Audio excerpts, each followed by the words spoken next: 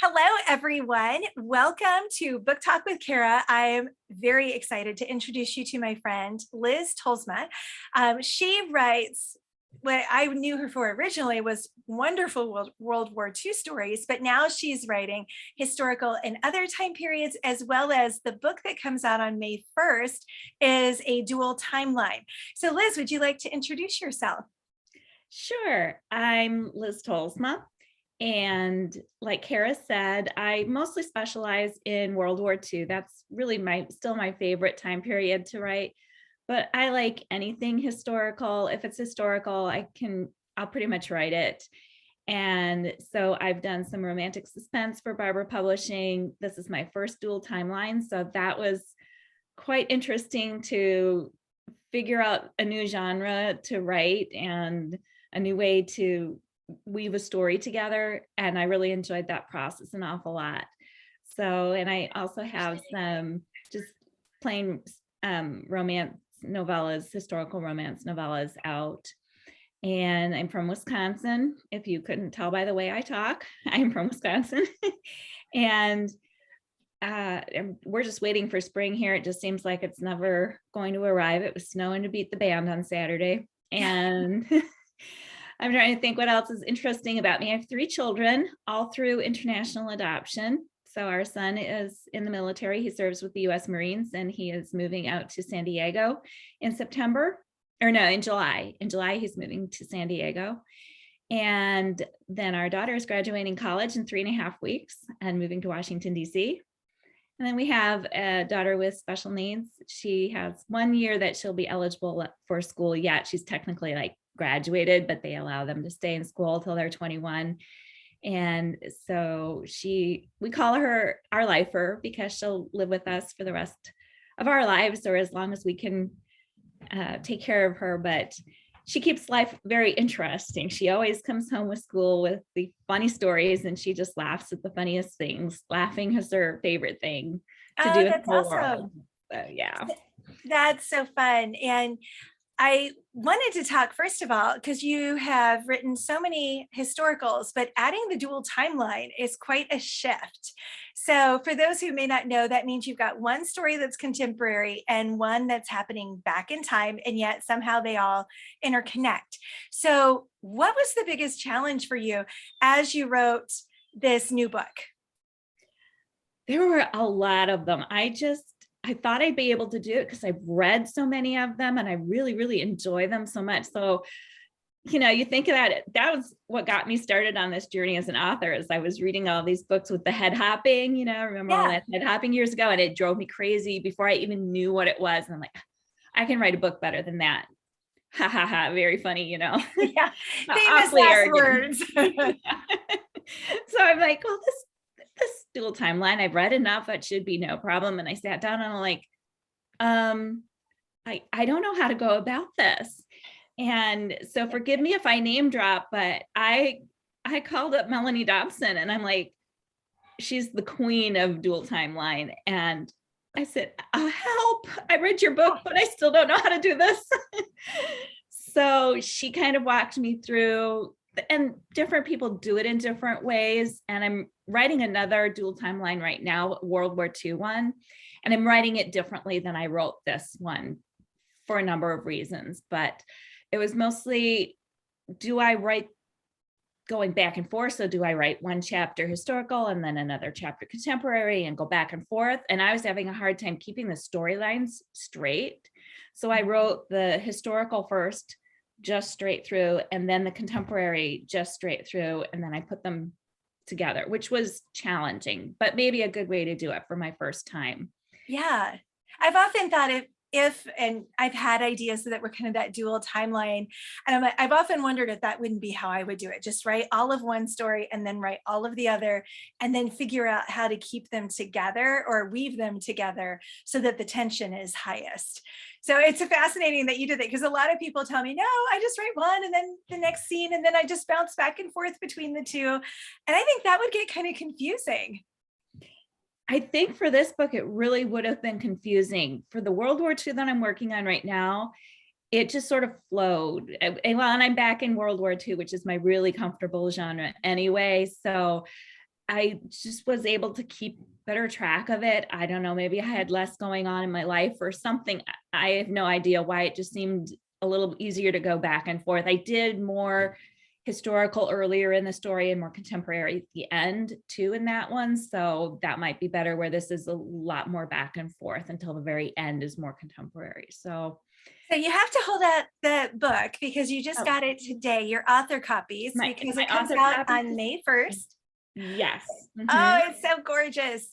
Now, but you were telling me that the title and the cover weren't easy to come up with. No, not at all. So Barbara said, here's a website that you can go to. There's some stock art on there, stock photos, and you can look and see if you see anything you like, let us know, pick out a whole bunch of them, and we can go from there. And they've had some beautiful covers in the Stories to the Past series, just stunning. And I'm like, okay, I have to try to, be equal to what they are. And I picked out a bunch, and they did pick one of the ones that I had kind of picked out, but it was just a woman, part of her face, and then you could tell she was wearing a high neck lace shirt. And it didn't really tell a story. And Becky Germany sent me that cover, and she's the acquisitions editor at Barber. And she said, this is nice, but it doesn't really tell the story. And I said, I 100% agree. I said, I don't like, the cover's beautiful, but it's not right for this book at all. And so we went back and forth, back and forth. It takes place in San Antonio, and the historical part is in 1835 and 1836. So all the missions and everything were there. So I really wanted to capture the feeling of the Southwest. If you're a real historical buff, you will know that this clothing is not 1835, 1836 clothing. I just had to compromise on that because we just couldn't come up with anything that was really that time period. And then she had blonde hair, so we had to change it to dark hair because that plays a role in the story. So she has to have dark hair. So it was a challenge to come up, but once we came up with this, I'm like, okay, we'll go with this one. I think this, at least you get an idea of what the story is about from the cover, whereas before it could have been anything. So well, and I think that's why it's so important to authors and to their publishers to get the right cover, because that really is the first thing that a lot of people see, and that they make their initial judgment on, do I even want to pick it up? Do I want to even flip over to see what the story is about?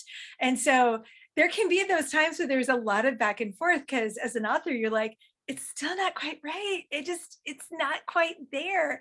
But I know I found that Barbara was always really good about, okay, well, give us ideas. Let's try and figure this out. And you ended up with a stunner.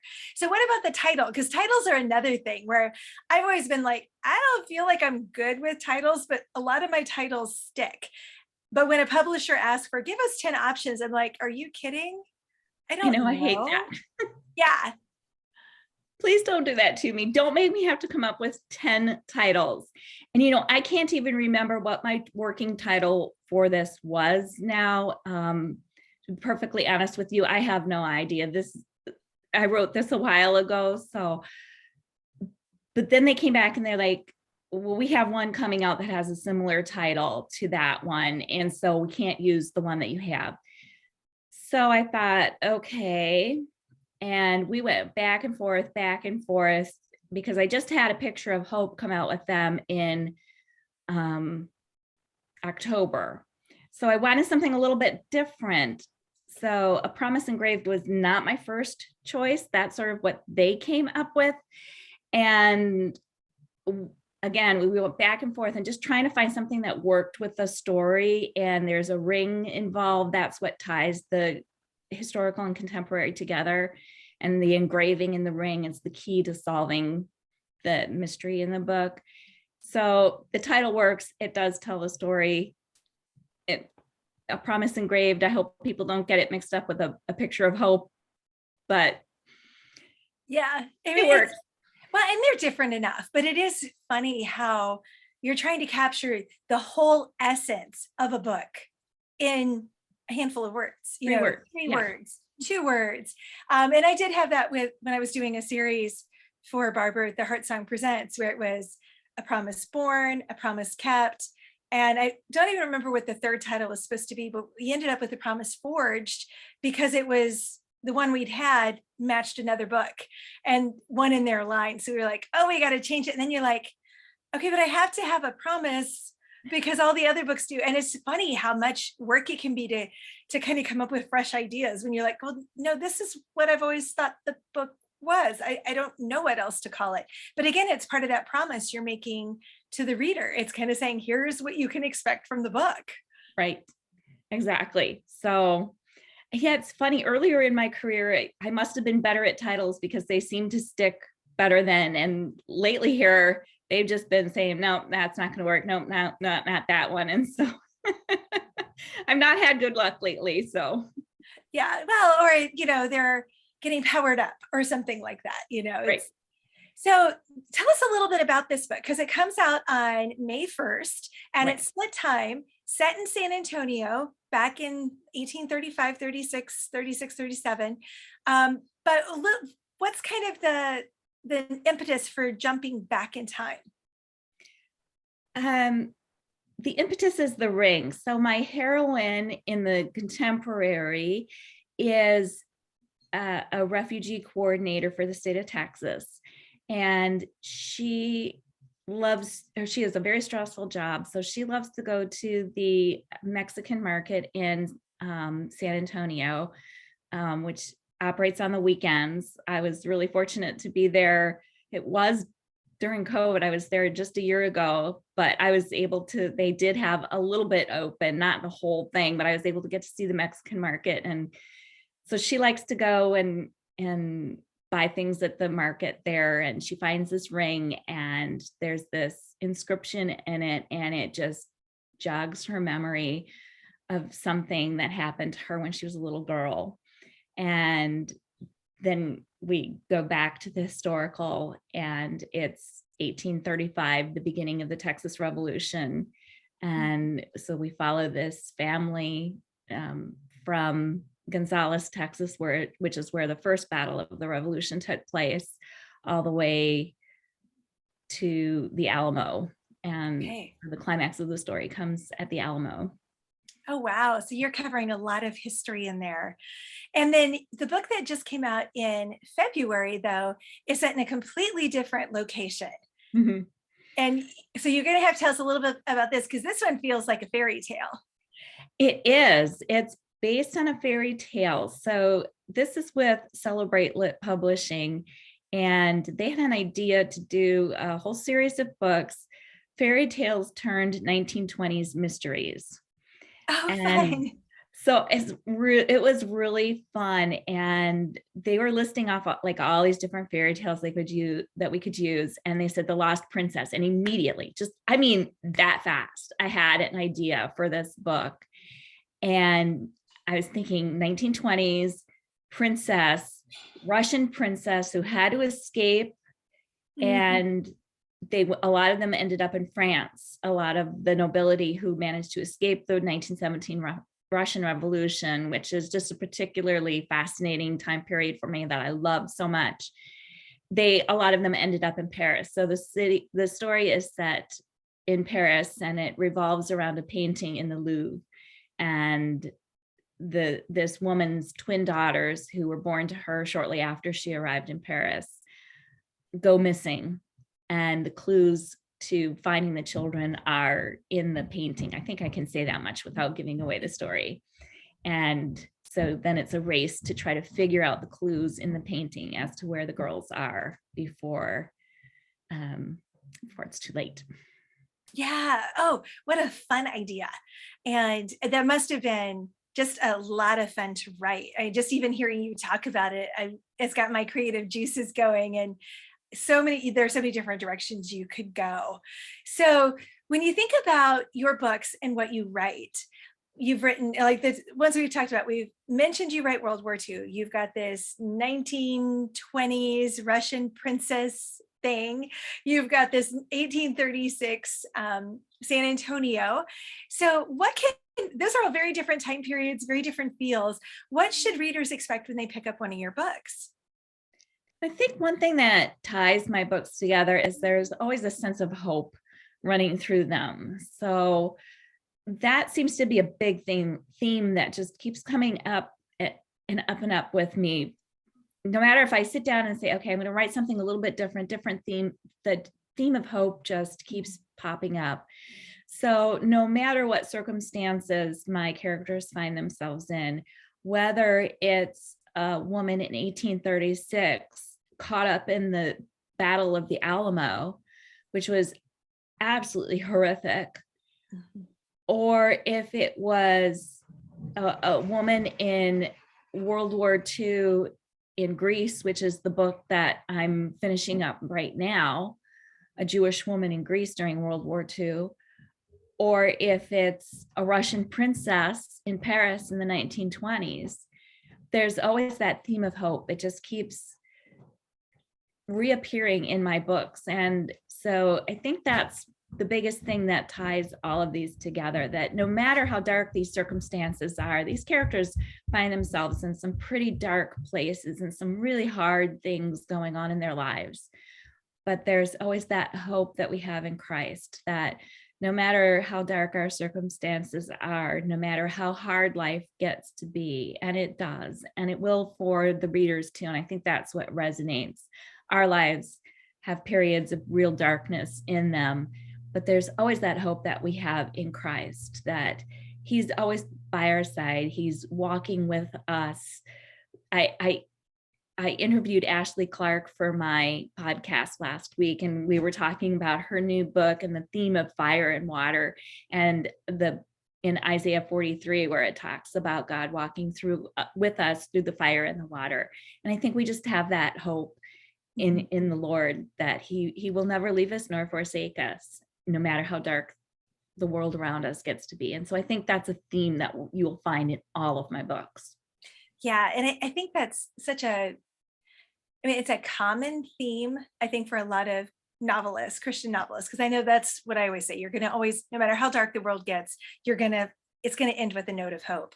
But it really is true with your books. There's just this, you've written about really dark places, but there is this sense that it's going to be okay. There is always a reason to hang on and to keep hoping, because like you said, God's with us. He goes through the storm with us. He doesn't always lift us out of it, but he's there with us in the middle of it.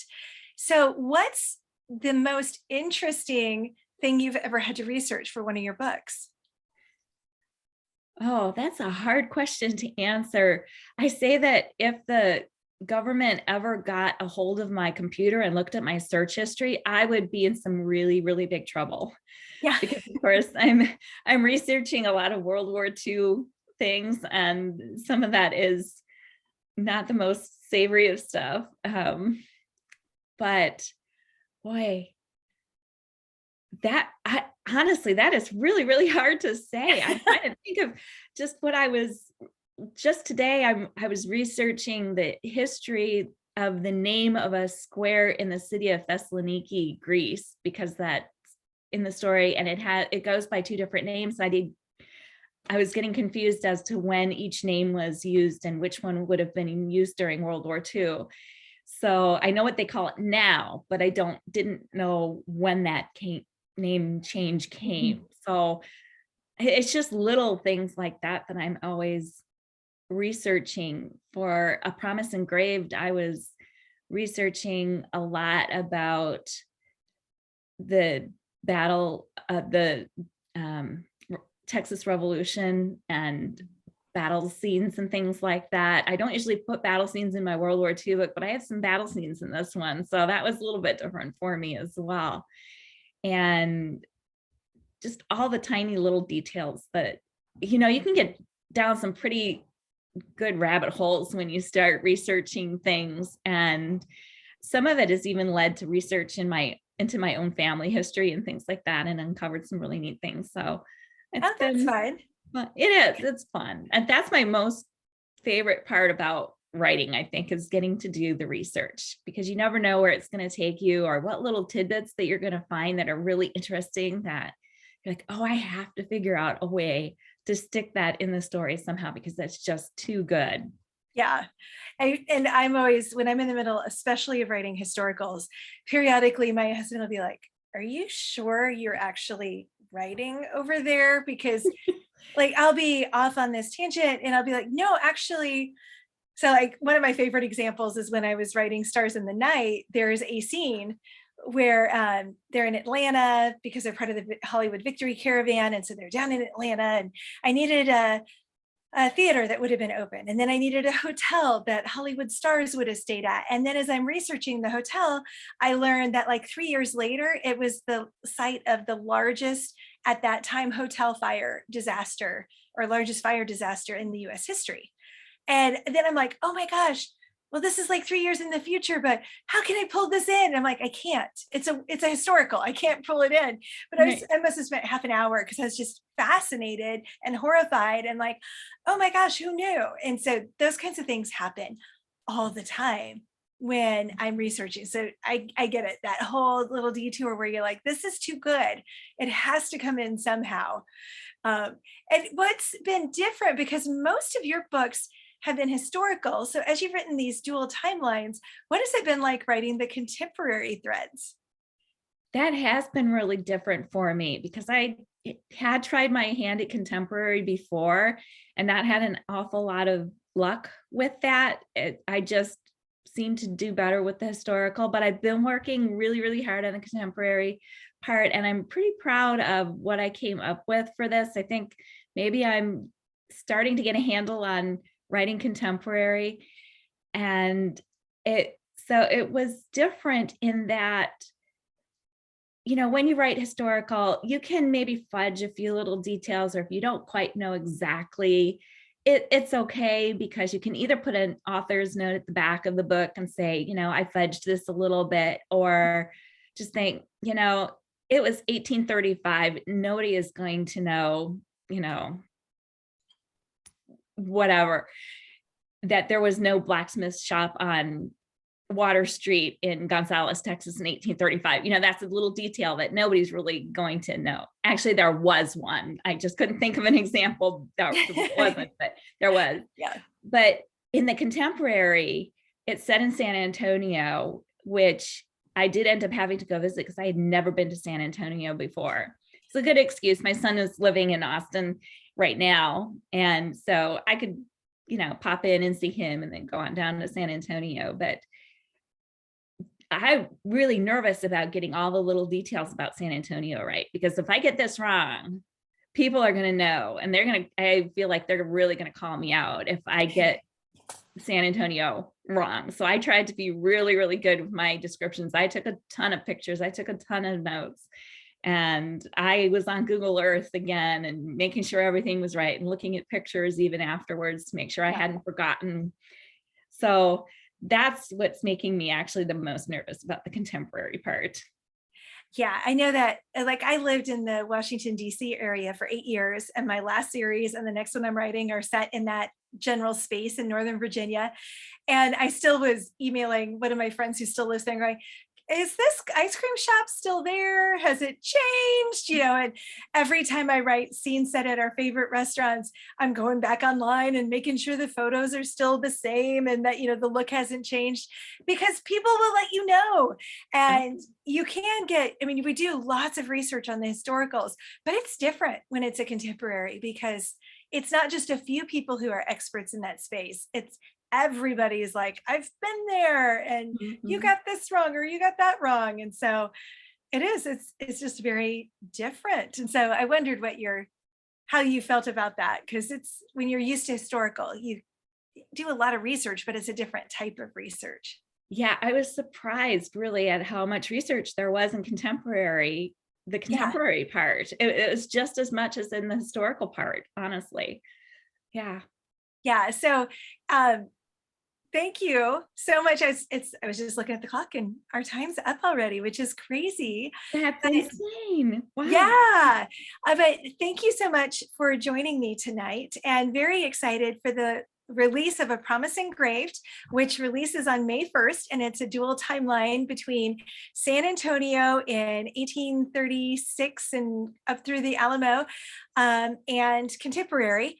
So I'm gonna have to get that one because I love your historical so much, and you've got me all intrigued with the canvas slashed as well, or I guess it's the slash Flash canvas. canvas. Yes. Yeah, Uh-huh. Yeah. I That was love the idea of retold fairy tales. That's always just such a fun way to tell a story and bring a fresh spin on things. So thank you so much, and good luck with the release of all these books. Well, thank you so much for having me. It's been so much fun chatting with you. I've enjoyed it so much.